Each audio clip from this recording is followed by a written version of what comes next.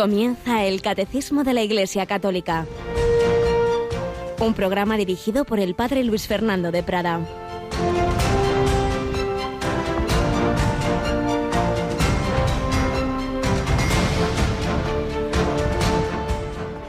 Proclama mi alma la grandeza del Señor. Se alegra mi espíritu en Dios, mi Salvador, porque ha mirado la humildad de su esclava. Desde ahora me felicitarán todas las generaciones.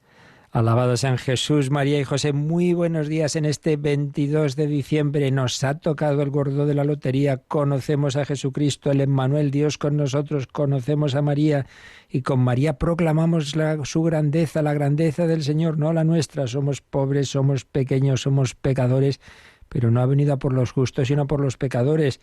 Va por la oveja perdida, va por ti y por mí.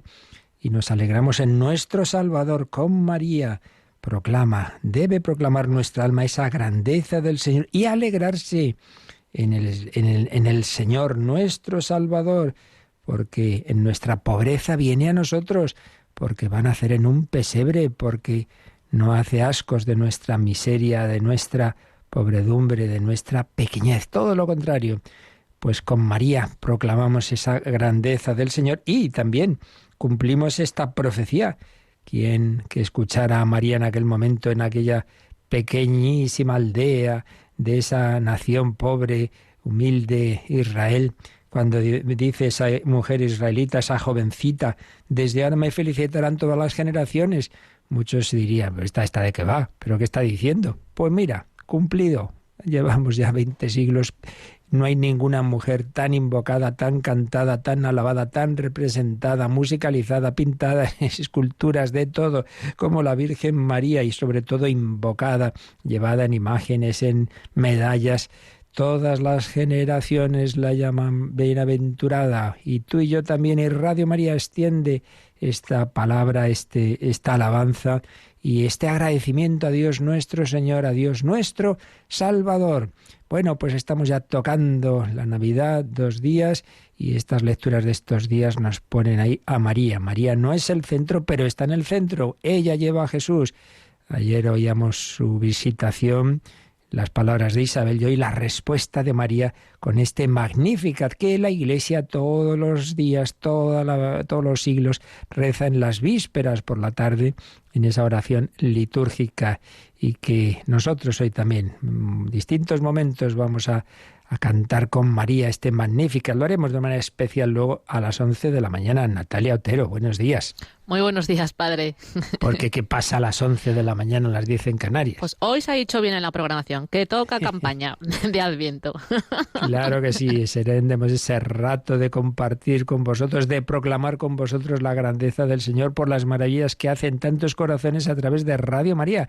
Así que ir mandando ya esos testimonios al correo testimonios@radiomaria.es y luego los compartiremos, porque tenemos ese dulce deber de agradecer a Dios las maravillas que hace en nosotros. Pues sí, de 11 a 12, una hora menos en Canarias, tenemos esa campaña especial, textos de reflexión, cánticos, llamadas, donativos, y especialmente os pedimos hoy esos testimonios, y que desde que termine este programa hagamos esa carrera de llamadas, de que no se quede nadie sin hacer esa su aportación, ese preparar la cuna al niño Jesús. Y luego tendremos nuestro Ángelus, como siempre, a las 12, y un servidor a las 11 de la noche.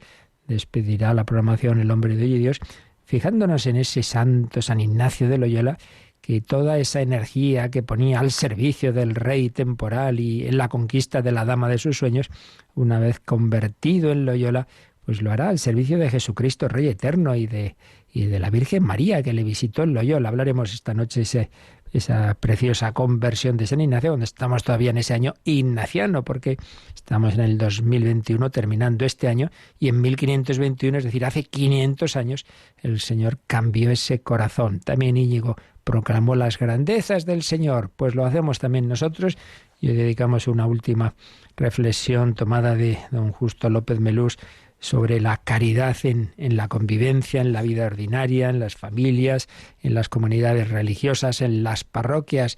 Pues sí, para vivir bien la Navidad. Hagámoslo así con mucho detalle, con mucho cuidado, cuidando mucho la caridad.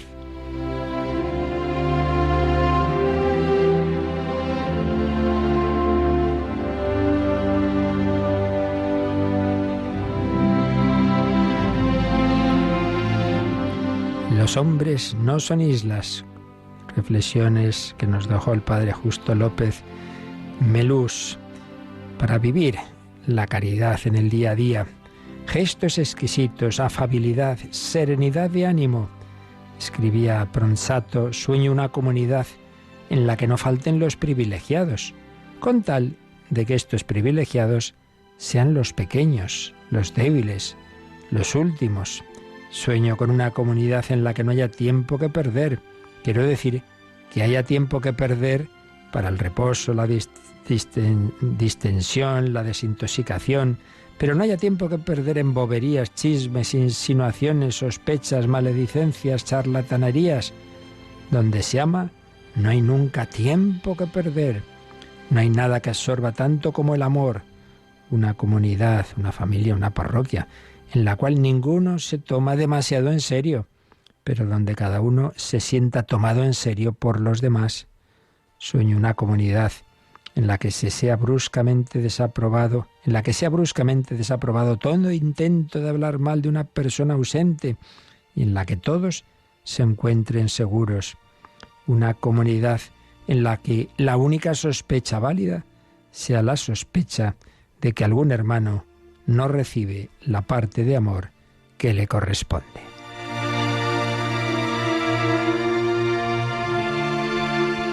Y si alguno se cree de categoría superior, que sepa ponerse a los pies de los demás como Jesús. El que entre vosotros quiera llegar a ser grande, sea vuestro servidor. Yo estoy en medio de vosotros como quien sirve. Aquellos cuya posición social es más alta, que no se enorgullezcan, porque es una real inferioridad, ya que no es la que eligió Jesús, y están exteriormente en un estado diferente al suyo. Que reparen esta inferioridad con una mayor humildad, persuadidos de que es un honor para ellos ser hermanos de los que son tan pobres como Jesús y que se le parecen por tanto más que ellos. Así escribía Carlos de Foucault, aquel hombre noble y que se hizo pobre entre los pobres de África. Un amor compartido y comunicativo es siempre creador de convivencia. Uno que ama, decía Chiara Lubich, es un pequeño sol en el mundo que transmite a Dios. Qué bonita expresión.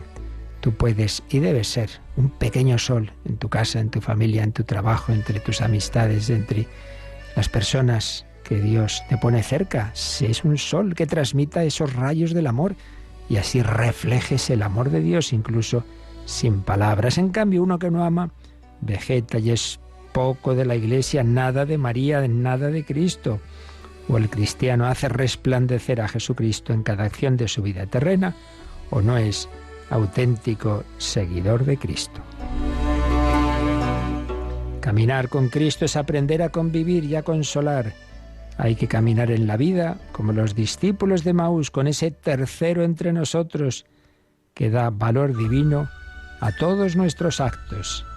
Haz, Señor mío, que yo pueda ser en el mundo sacramento tangible de tu amor, que sea tus brazos que atraen y llegan a convertir en amor toda la soledad del mundo.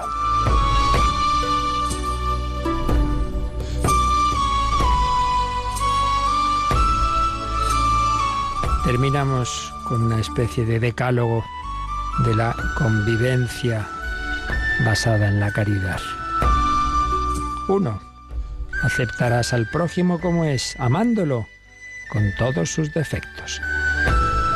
2. No tomarás en cuenta sus ingratitudes y desvíos. 3. No juzgarás su conducta a sus espaldas. 4. Interésate de continuo por todas sus cosas. 5. Alaba sus virtudes o cualidades en su ausencia desinteresadamente. 6. Servirás al prójimo aunque sea muy cómodo él. 7. Agradecerás al otro sus pequeñas atenciones tratando de hacérselas tú mayores.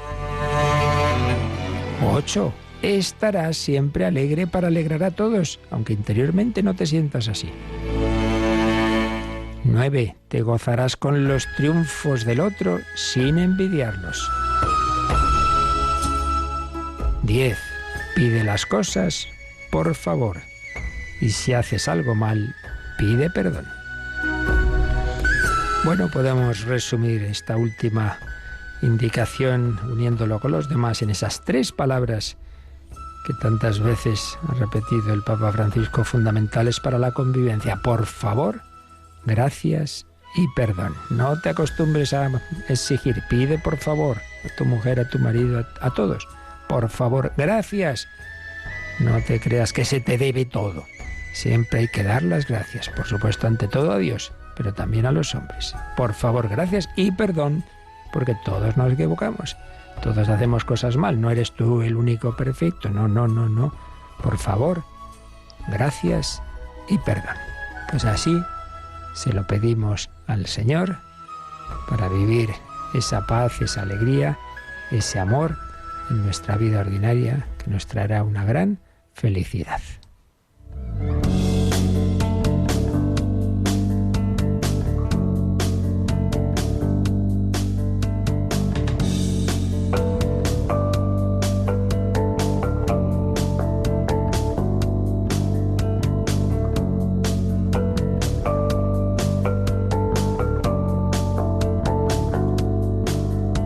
Y obviamente esto no sale así sin más del ser humano, no hay más que ver los niños, los adolescentes, si no tienen una buena educación y no actúa el Señor, si no le dejamos que la gracia de Dios actúe en ellos, pues no es esto lo habitual. Más habitual es la crítica, es el enfado, es el regaño, es la pelea.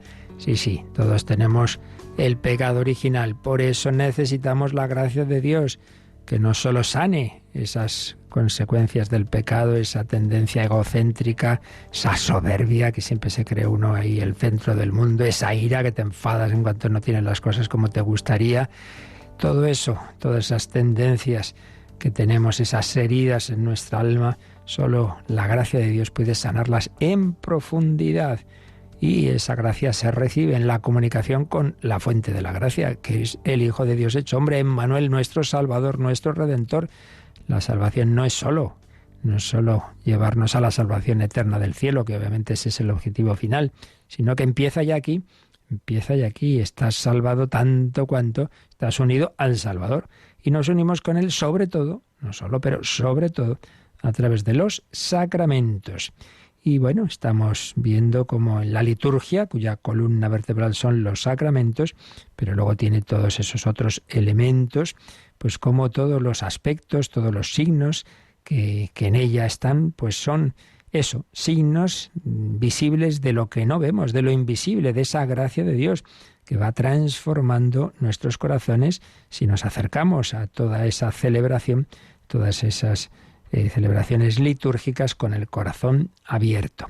Y estábamos terminando ya estos fundamentos generales de la liturgia, respondiendo en concreto a la pregunta sobre el dónde, los lugares en que se celebra la liturgia, los templos, los elementos del templo, el altar, el sagrario, la sede, el ambón, y ayer veíamos también el baptisterio, esa capillita, ese lugar que debe estar destacado, un lugar apropiado para la celebración del primer sacramento, la puerta de todos los demás, fundamental para esa salvación, para incorporarnos a Jesucristo, el bautismo.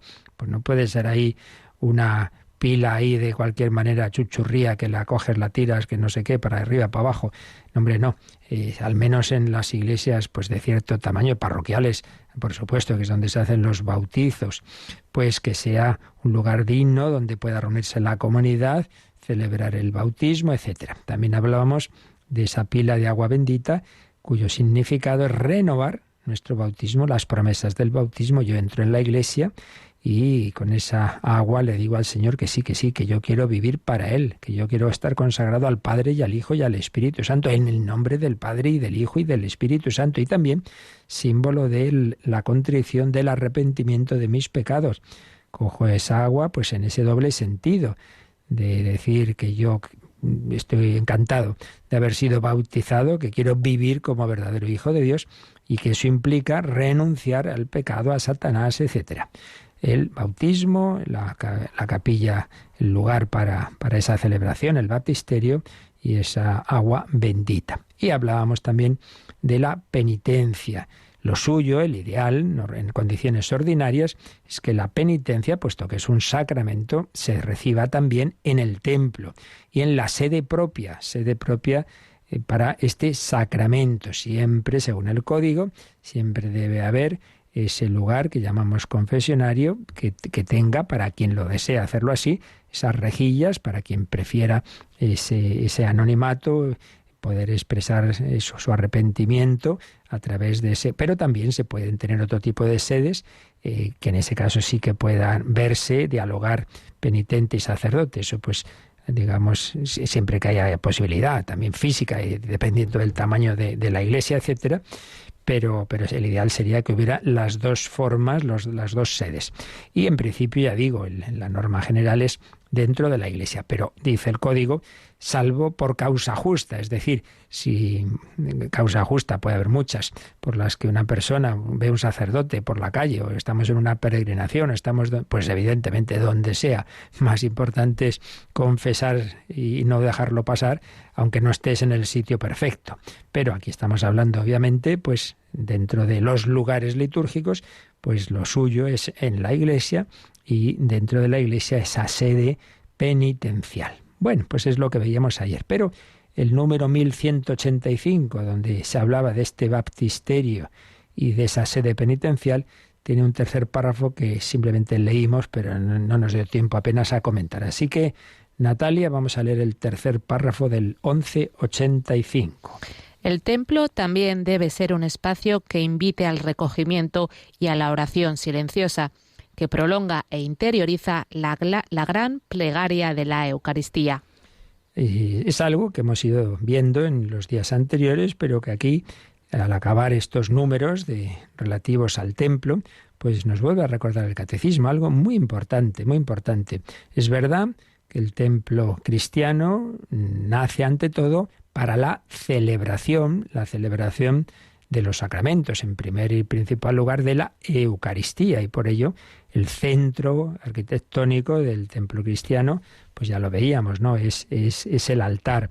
Luego ya con el tiempo se le dio también mucha importancia al sagrario, porque antes, en el primer milenio, la reserva eucarística se hacía, como vimos, en la sacristía. Pero el hecho de que el templo nazca ante todo para esas celebraciones litúrgicas y por tanto con la importancia del altar y celebraciones que de suyo son comunitarias, aunque cabe pues un día pues el sacerdote está solo, pues a veces ocurre y ya está, pues él tiene todo el derecho del mundo a celebrar solo, pero de suyo es una celebración pues eso, con el pueblo de Dios, y por eso tiene su diálogo, la participación del pueblo, etcétera, etcétera. Pero a lo que vamos ahora, que más allá de esas celebraciones de los sacramentos, de la Eucaristía, de los bautizos, de una boda, de una celebración penitencial, etcétera, pero más allá de eso, el templo es lugar también de oración silenciosa. Entras en la iglesia, en ese momento no hay misa, en ese momento no hay ninguna celebración. Entonces, ¿qué es un museo para ver imágenes? No, de ninguna manera. Sino que ahí es lugar de oración silenciosa. Siempre, siempre. Porque el templo está consagrado al Señor, porque Dios se comunica especialmente ahí, pero mucho más el templo católico, sobre todo desde el momento en que el Espíritu Santo va inspirando que el sagrario no esté, como al principio, pues más escondido en la sacristía, sino que lo tengamos ahí en un lugar muy importante, hombre, pues entonces Jesucristo no es una cosa que está ahí, no, es una persona viva. Esto es muy importante. El que está ahí es el del cielo. Dios y hombre verdadero. Y no está como, repito, como una estatua, no es una imagen, no, Señor, es una persona viva.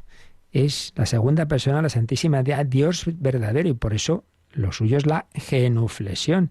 Y al llegar a la iglesia, muchas veces llega uno, se sienta, hombre, un momento de adoración, de arrodillarte, de hacer la genuflexión, y los primeros momentos de oración, pues hombre, es conveniente, si uno puede, ya se entiende, físicamente, arrodillarse, pues tomando conciencia, ya que no estoy aquí con el colega, cualquiera, que estoy con nuestro Señor, Dios y hombre verdadero. Entonces esa reverencia está, pero también es nuestro hermano, nuestro amigo, no os llamo siervos, os llamo amigos. Una vez más, como en toda la fe cristiana y en toda la espiritualidad, pues es cuestión de equilibrio. Personas que quizá acentúen tanto el sentido de que es Dios nuestro Señor, que le tienen miedo a Dios. Esto ha llegado a los extremos de tipo ya incluso herético, como en el jansenismo, una herejía que se extendió sobre todo en Francia, que era tal miedo a Dios y hay tal pureza la que hace falta para acercarse que nadie se atreve a comulgar. Solo una vez al año, recién confesado, porque claro, siempre tenemos algo, siempre tenemos algo, y por eso en misa decimos yo confieso que he pecado mucho, pero el Señor ha venido a por los pecadores. Por tanto, no, esto no quiere decir esa reverencia y ese tomar en serio al Señor, no quiere decir de ninguna manera como un miedo que hace que muchas personas, pues eso, no se atrevan a comulgar, o que es que yo estoy mal, ¿cómo voy a ir a la iglesia? Pues eso, porque estás mal, para que te sane el Señor. Pero el extremo contrario más de nuestros días, ¿no? Que es nada, Jesús es el amigote, y aquí entras como si estuvieras ahí en la plaza del pueblo, hombre, que no es lo mismo. Entonces es ese conjugar la adoración, la reverencia, el respeto, la limpieza de alma que tenemos que buscar siempre. Por eso decíamos al entrar en la iglesia, coger el agua bendita con ese sentido también de contrición. Si no hay agua bendita, pues en cualquier caso siempre con ese espíritu de pedir al Señor que nos purifique para ese ratito, pero a la vez la confianza, es Emmanuel, es aquel que dejó que Juan Evangelista reclinara la cabeza en su pecho. Es una cercanía maravillosa, Dios con nosotros. Pues ese unir, esa reverencia, esa adoración al Señor y a la vez esa confianza, bueno, pues esa es la clave, ¿no? Que hay que pedir al Señor, que yo me dé cuenta de quién eres tú y que yo siempre diga, pero ¿quién soy yo? No soy digno de que entres en mi casa. En este caso no soy digno de entrar en tu casa. Me invitas. Aquí no hay que pedir audiencia. A la gente importante hay que pedirle audiencia para poderla ver. Al Señor nada. Tú entras, ahí está esperándote. Mira la lamparita encendida. Siempre está esperándote. Entonces, el templo católico, decía el Papa San Pablo VI, el sagrario es el corazón vivo de nuestro templo, es una maravilla, siempre está ahí Jesucristo resucitado, vivo, mirándote, escuchándote, y tiene una especial comunicación a través de ese sacramento, de esa presencia que se prolonga después de la Santa Misa. Por eso, nuestro templo, claro, aunque en ese momento que no hay ninguna celebración, pero es una maravilla porque es el mejor sitio para esa oración silenciosa. Y fijaos en lo que dice este número, que esa oración silenciosa prolonga e interioriza la gran plegaria de la Eucaristía. Esto es también muy importante. No hay que contraponer nunca, ya lo veíamos cuando hablábamos precisamente de la reserva eucarística y leíamos algunas de las reflexiones que había escrito en su momento el entonces cardenal Ratzinger. Nunca hay que contraponer la adoración de la Eucaristía con la celebración del sacrificio de la misa. Al revés, si es que precisamente viene a ser la prolongación de esa adoración que hacemos en la misa, porque claro, el Señor se hace presente en ese momento de la consagración, en ese momento lo suyo es precisamente esa adoración, ese estar de rodillas, en cualquier caso con esa fe, y al ir a comulgar también debemos o hacer una genuflexión o una inclinación profunda, en cualquier caso una reverencia, y cuando el sacerdote dice el cuerpo de Cristo, tú dices amén. ¿Qué quiere decir esto? Que solo uno puede comulgar si cree de verdad que recibe no una cosa, ni se sabe qué no sé, qué imagen, no, recibes al Hijo de Dios hecho hombre. Caramba, que no es ninguna broma. Y por tanto, con espíritu de fe y de adoración. Pues bien, esa adoración que hacemos en la Santa Misa, que hacemos en la consagración, que hacemos cuando el sacerdote nos muestra este es el Cordero de Dios, que hacemos al ir a comulgar el cuerpo de Cristo, esa adoración que se hace dentro de la misa se prolonga después, a veces de manera solemne, cuando hacemos la exposición del Santísimo, cuando se pone en un ostensorio, en una custodia o exposición menor en el copón, pero una manera de destacar y de agradecer que el Señor no solamente se hace presente en la misa para darse en comunión, sino que esa presencia se prolonga después en esas especies que han sido consagradas, no solo para poderlas llevar en comunión a los que no han podido estar en la misa, sino precisamente por eso, para tener una cercanía con nosotros día a día, hora a hora, y que tú puedas tener esa oración de una manera especialmente intensa, que no depende ya siempre solo de que tú te empieces a pensar, bueno, pues Dios está en todas partes. No, que es que está ahí corporalmente. Por tanto, no se contrapone, todo lo contrario. La oración que hacemos ante la Eucaristía prolonga e interioriza la gran plegaria de la Eucaristía. Entonces no hay nada que contraponer, sino que es ese Jesús que tú estás, con el que tú estás ahora, es el que se ha ofrecido en sacrificio en una misa.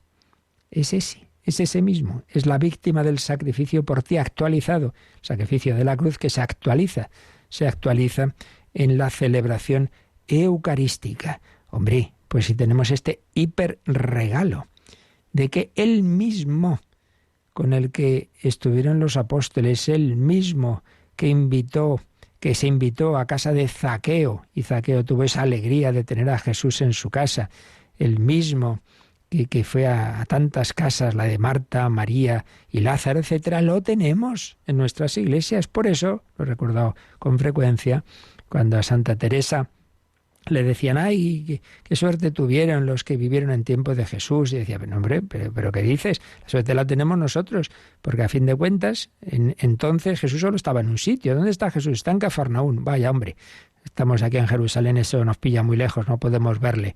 Ahora no es así, está presente. El que está en el cielo hace presente, dado que ya está en un estado glorioso, sin los límites espaciotemporales de la materia en su estado actual, sino que ya es un estado glorioso. Bueno, pues ese Jesucristo, verdadero hombre, no es un fantasma, lo tenemos en todos los sagrarios. Era una de las motivaciones que tenía Santa Teresa para fundar conventos, le daba mucha alegría. Ya hay otro Palomarcico, ya hay otro sitio donde está Jesús presente en el sagrario. Y no nos quejemos de que no lo podemos tener cerca. Vaya, si lo tenemos más cerca que sus contemporáneos, aquí, en cada sagrario. Por tanto, agradezcamos esa presencia y, hombre, que se note que nos lo creemos. Entonces, sí, Jesús está ahí y nunca vas a verle, no sé, un poco raro, ¿no? Por tanto, el templo no es solo, aunque sea lo principal, para las celebraciones, la Santa Misa Dominical, las celebraciones de la Eucaristía diaria y otros sacramentos y sacramentales, no es solo para eso, sino también para la oración personal silenciosa, porque es el momento de recogerte ante el Señor. Evidentemente, de todo esto se nos habla en el Catecismo a fondo en la parte cuarta. No os olvidéis de que la parte cuarta del Catecismo es la oración, una parte que ya fue explicada enterita por el padre Miguel Ángel Morán y en otras ocasiones, y tenemos programas sobre oración como Maestro, enséñanos a orar, pero aquí vamos ahora, Natalia, a leer, porque al lado de este parrafito que nos habla de esa oración silenciosa, el Catecismo nos dice, bueno, de esto ya hablaremos, y por ejemplo podéis leer el número 2717, dado que nos habla de la oración silenciosa, y en ese número se nos habla de eso, del silencio en la oración. Vamos a leerlo nosotros, 2717. La oración contemplativa es silencio, este símbolo del mundo venidero o amor silencioso. Las palabras en la oración contemplativa no son discursos, sino ramillas que alimentan el fuego del amor. En este silencio, insoportable para el hombre exterior, el Padre nos da a conocer a su Verbo encarnado sufriente, muerto y resucitado, y el Espíritu filial nos hace partícipes de la oración de Jesús. Bueno, verdaderamente el catecismo es que es una auténtica joya. Cuando leemos tantas cosas, tantos libritos, mejores o peores, y no hemos leído catecismo, le dice, pero hombre, por Dios, que esta obra es una síntesis de siglos, bueno, por supuesto, de la Biblia, del magisterio, de los santos, de la historia de la Iglesia, y encima esta cuarta parte, el principal redactor de la misma es este sacerdote libanés que hemos citado varias veces, Jean Corbon, que era un auténtico sabio y bueno, pues recogió aquí pues tantas expresiones y tanta sabiduría de tantos santos. Concretamente en este número que nos ha leído Natalia aparecen frases de San Isaac de Nínive y de San Juan de la Cruz. Sí, oración contemplativa que tiene de base ese silencio, pero que no es el silencio el silencio vacío de nuestro mundo, falta de sonido, ruido. No. Es amor silencioso, es hacer silencio para escuchar la voz del amado. Y que ahí lo importante no es grandes discursos, sino una llamita que se va alimentando con ramillas, nos ha dicho este número, que alimentan el fuego del amor. Una palabra sencillita, o simplemente quedarte ahí ante el Señor. Es como ese ejemplo que hemos puesto alguna vez. Uno va a la playa y se pone ahí al sol y aunque se distraiga o se duerma, da igual, no te preocupes, que te vas a poner moreno igual, dormido o despierto. El sol actúa. Bueno, tú estás ante el Señor, pones tu corazón ahí, haces lo que puedes, aunque te distraigas. Ya se entiende que hay que intentar, pues eso, recogerse ante el Señor, pero nuestra cabeza es como es. Bueno, Dios actúa. Y bueno, pues dices una palabrita, lees un texto del Evangelio, estás ahí con el Señor. Eso, dice este número, ese silencio es insoportable para el hombre exterior, el que no está a gusto dentro de sí mismo porque no está en Dios y entonces no tiene paz y la conciencia le remuerde. Entonces no aguanta el silencio y necesita siempre ruido. Y la tele y los cascos, internet y no sé qué y no sé cuántos. Y no, hombre, en silencio. Y ahí el Padre nos da a conocer a su Verbo encarnado, sufriente, muerto y resucitado. Y el Espíritu filial nos hace partícipes de la oración de Jesús.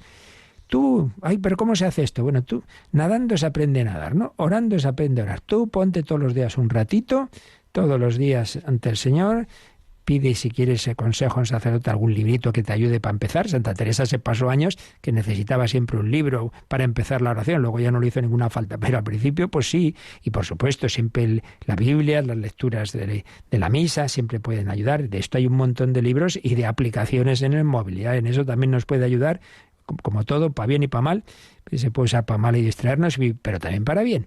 Pues nada, se lo pedimos al Señor, que agradezcamos esa su presencia y que en nuestros templos y que nos lleve a ese recogimiento, a esa oración silenciosa, a ese vivir verdaderamente como hijos en el Hijo. El Señor quiere meternos en su familia y que ahí pues simplemente rezar despacito el Padre Nuestro, pensando en las palabras, el alma de Cristo, cualquier oración despacito ahí ante el Señor, decir, Abba, Padre, Papá, Papaíto.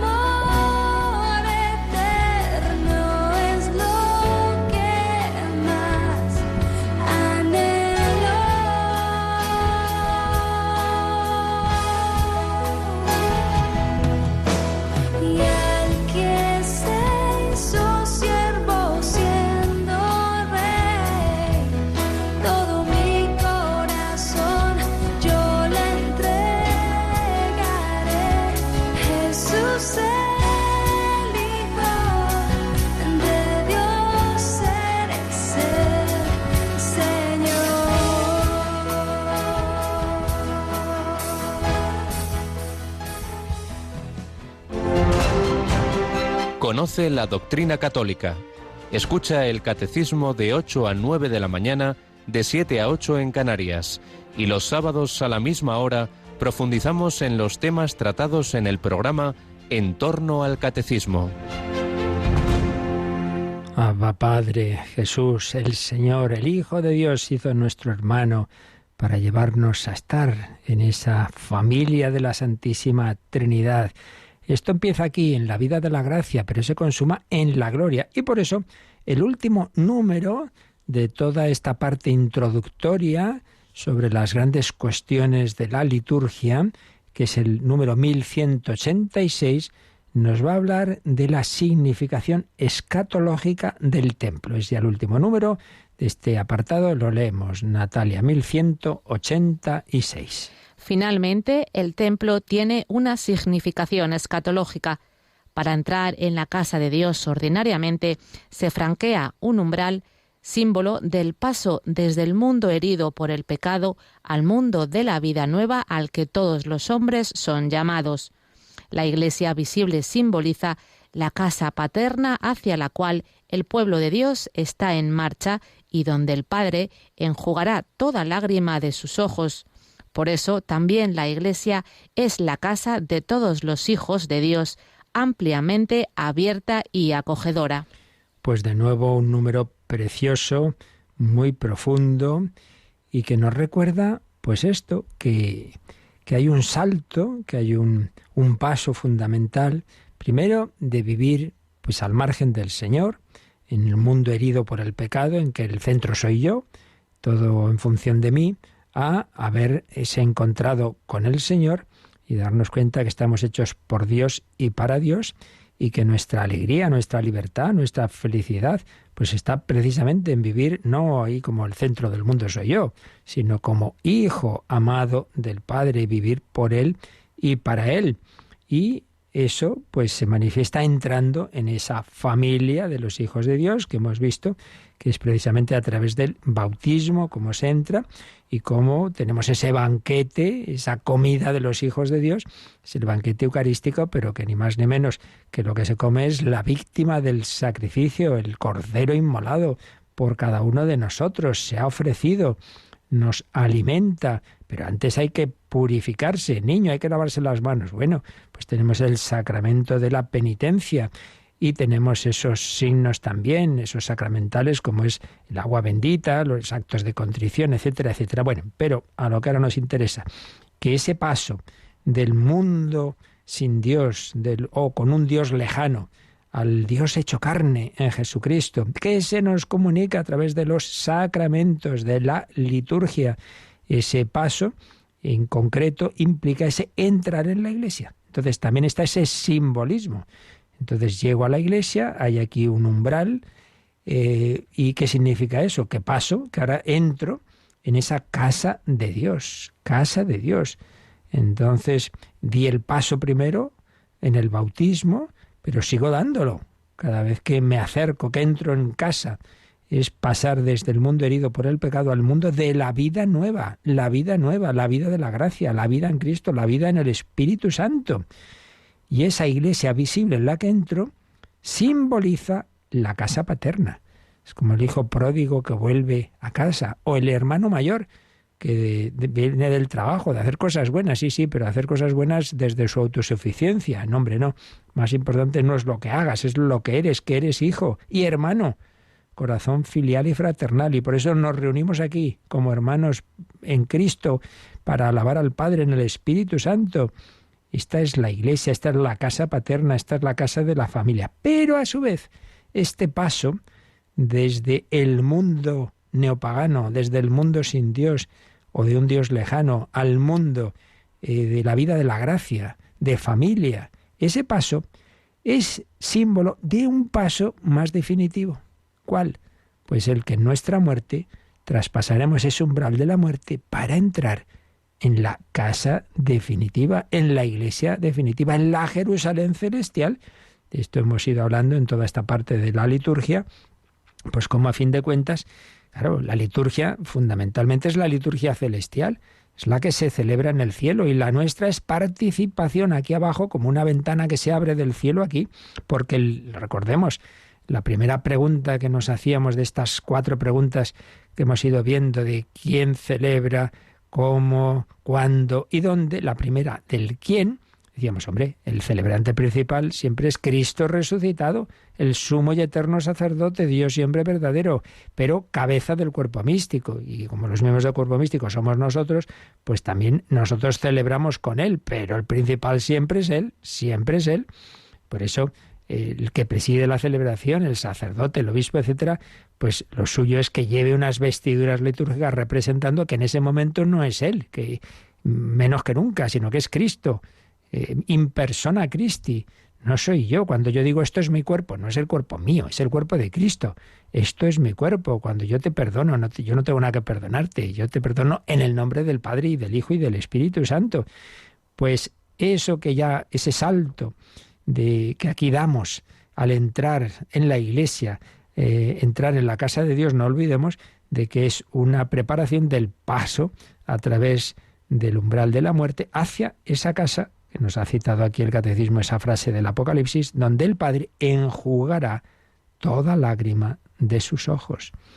No tengamos tanto miedo. Oye, que estamos diciendo constantemente, pidiendo, Señor, pues que yo llegue, tal, la salvación, ven Señor Jesús, y luego nadie se quiere morir. Pero bueno, vamos a ver, ¿tú crees en la vida eterna o no? ¡Ay, qué desgracia! Que se ha muerto mi madre con 80 años. Pues ya la pobrecita le tocaba ver al Señor, ¿no? Que ya bastante ha pasado aquí. Pero ¿cuánto nos cuesta? Nos falta fe. Y nos falta fe en esa vida eterna. Esa vida eterna. Ese estar en ese banquete permanente. Oh, es que será muy aburrido. Sí, muy aburrido. Tú no sabes lo que estás diciendo, hombre. Si Dios es la fuente de toda belleza, alegría, amor, es un baile perpetuo, hombre. Ahí te lo vas a pasar muy bien. Nunca se aburre uno, porque Dios siempre, siempre es nuevo. Es siempre la fuente de todo gozo, de toda alegría y felicidad. Bueno, Natalia, este número 1186 nos sugiere que repasemos algo que tiene que ver con esto de la escatología, el 1130. Así que vamos a ser buenos y hacer caso y leemos ese 1130 que nos decía que una de las características de los sacramentos es que son sacramentos de la vida eterna. A ver, repasemos. La Iglesia celebra el misterio de su Señor hasta que Él venga y Dios sea todo en todos.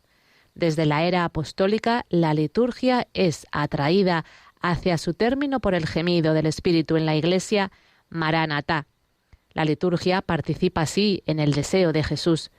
Con ansia he deseado comer esta Pascua con vosotros, hasta que halle su cumplimiento en el reino de Dios. En los sacramentos de Cristo, la Iglesia recibe ya las arras de su herencia, participa ya en la vida eterna, aunque aguardando la feliz esperanza y la manifestación de la gloria del gran Dios y Salvador nuestro Jesucristo.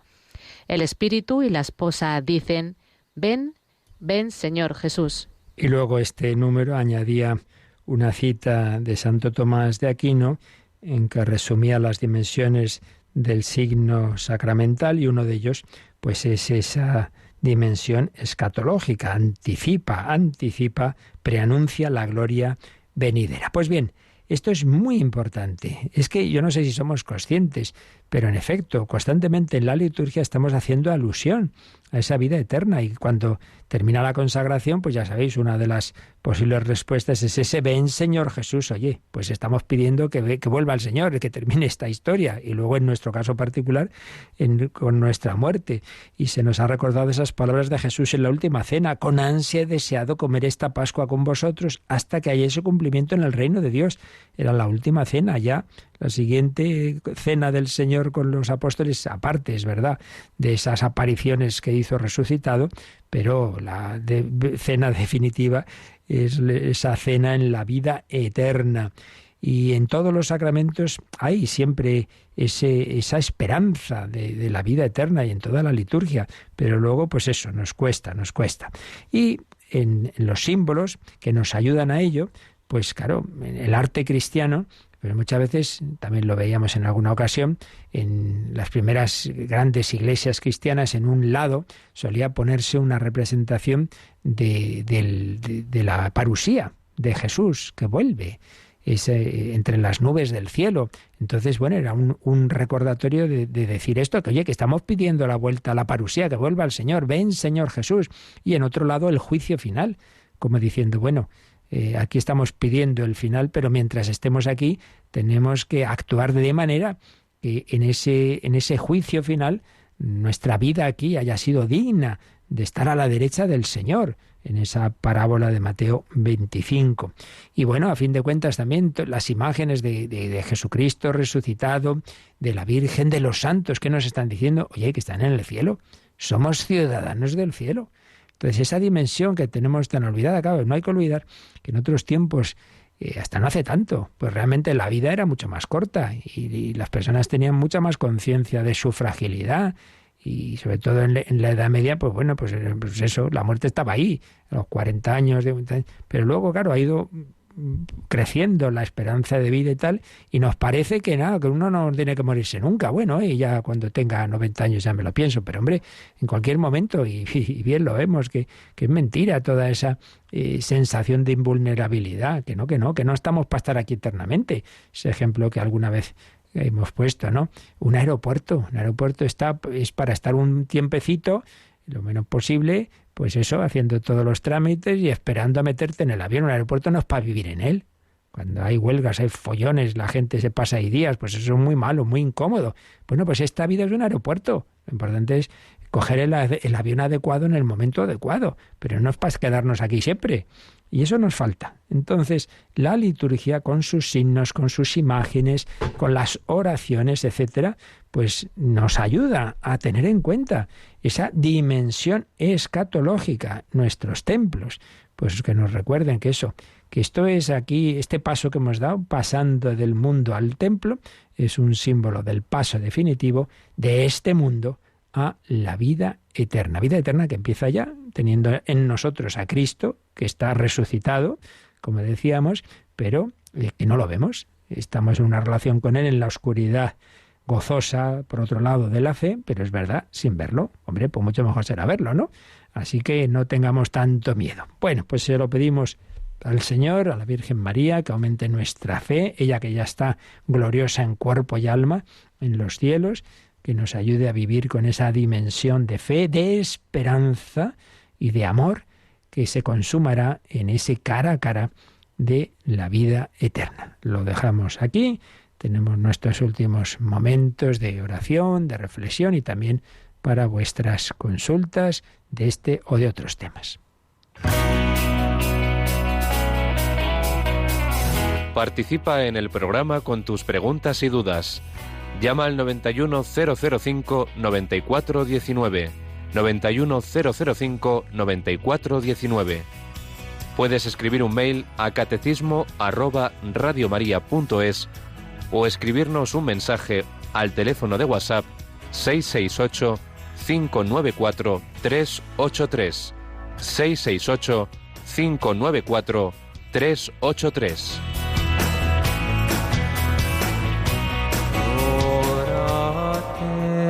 Celire super, et nubes pluant justum. Rorat et celire super,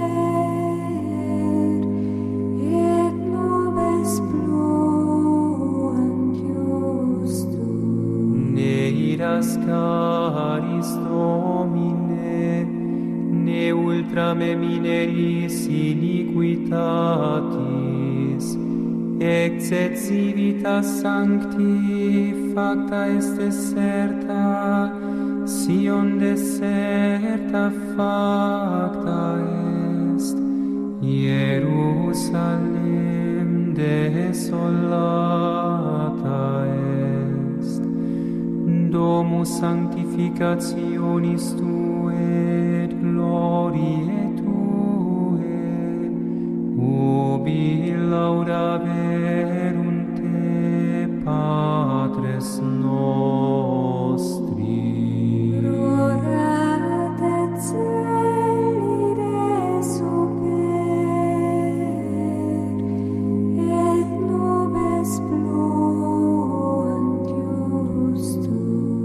se abra los cielos, que descienda el justo, que se abra la tierra. Cántico tradicional de Adviento. Teníamos una consulta en el correo de Janet. Soy católica ejerciente, me confieso, pero necesito saber la forma adecuada de iniciar una confesión. Bueno, pues es un sacramento y por tanto ese momento de la confesión es un acto litúrgico, y como empieza siempre cualquier oración, cualquier acto litúrgico, cualquier oración cristiana, en el nombre del Padre y del Hijo y del Espíritu Santo. Entonces lo suyo es empezar haciendo esa señal de la cruz, tanto el sacerdote como el penitente. Alguno dirá, no, pues si decimos Ave María Purísima, sí, es una tradición en España, no nos olvidemos que España ha sido pues históricamente gran defensora de la Inmaculada, y entonces esa jaculatoria se ha extendido muchísimo y la usamos para todo. Entonces está bien, pero una cosa no quita la otra. Lo suyo es empezar, repito, haciendo la señal de la cruz en el nombre del Padre y del Hijo y del Espíritu Santo, y luego, si tienes esa devoción, que está muy bien desde luego, puedes añadir Ave María Purísima sin pecado concebida. Pero que tengamos claro que propiamente lo que el ritual universal de la Iglesia nos dice es empezar haciendo esa señal de la cruz. Luego es bueno siempre decir, hace tanto tiempo que me confieso, para ayudar un poco al sacerdote a situarse, ¿no? Para los consejos y lo que pueda decir, situarse en la situación del penitente. Hace tanto que me confieso y me arrepiento de tales pecados, tal. Y es bueno también, aquí estoy diciendo ya consejos, acabar diciendo, me arrepiento de todo esto, de lo que me haya olvidado y de los pecados de toda mi vida, que no hay que volver a decir, salvo que en una ocasión especial uno quiera hacer una confesión general, pero sí el arrepentimiento general siempre de lo que me haya olvidado y de los pecados de toda mi vida. Es verdad que si estamos en una situación pues tranquila, es también indicado, ya os lo decía en alguna ocasión, pues tener un momento de palabra de Dios, pero eso ya depende del sacerdote, que lea algún texto, o que por lo menos decir una frase evangélica al principio, antes de la absolución. Señor, tú lo sabes todo, tú sabes que te amo. Señor Jesús, Hijo de Dios, ten compasión de mí, que soy pecador. Pero repito, eso ya hay que dejarlo más en manos del sacerdote. Y lo principal es interior, claro, bueno, haberse preparado antes, ya se presupone, ¿no? Lo más importante, ¿no? Y esa preparación no es solo ni principalmente el examen de conciencia, que hay que pedir luz al Señor, que me ayude a ver pues lo que ha habido desde la última confesión y a arrepentirme, sino sobre todo eso, que lo hagamos con verdadero arrepentimiento, dolor, ojalá muy sentido, pero aunque no nos acompaña a lo mejor la sensibilidad, pero con la fe de decir, mira, yo sé que esto desagrada al Señor, son disgustos que le doy a Dios y me hago daño a mí mismo y a los demás. Por tanto, me arrepiento, porque esto me gustaría no haberlo hecho, lo siento, pido perdón. Entonces esa preparación y llevar esa actitud en el corazón. Pero todo ello nos lleva al momento principal. El momento principal es la absolución. Entonces hay ese acto de fe. Acto de fe, igual que cuando yo veo el pan al ir a comulgar, sé que no es pan, es el cuerpo de Cristo, bueno, pues yo no me quedo en que el sacerdote sea más simpático o menos, me haya dicho un consejo mejor o peor. Lo importante es que ahora yo oigo esas palabras y yo sé que es el Señor el que me perdona. Yo te absuelvo de tus pecados en el nombre del Padre y del Hijo y del Espíritu Santo. Al oír eso, hacer la señal de la cruz.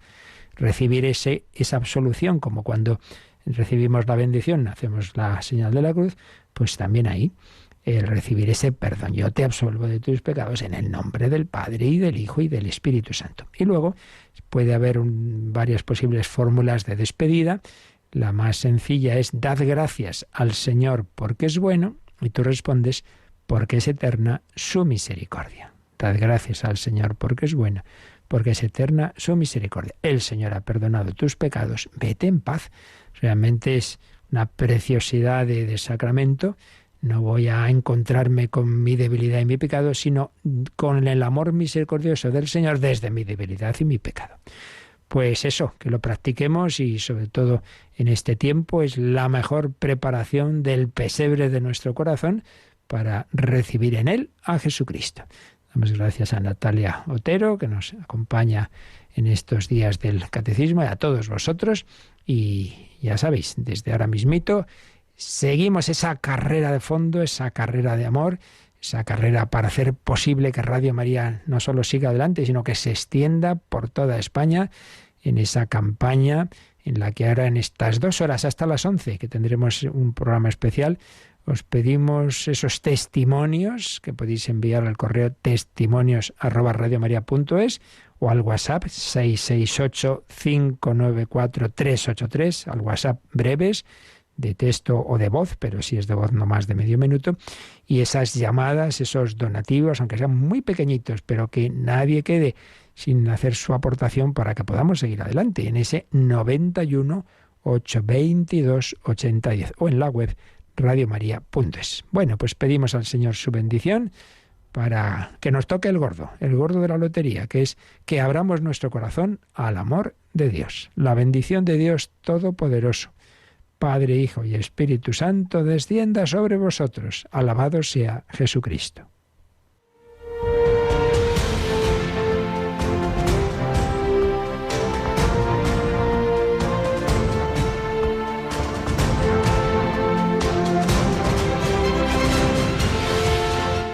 Han escuchado en Radio María el Catecismo de la Iglesia Católica, un programa dirigido por el Padre Luis Fernando de Prada.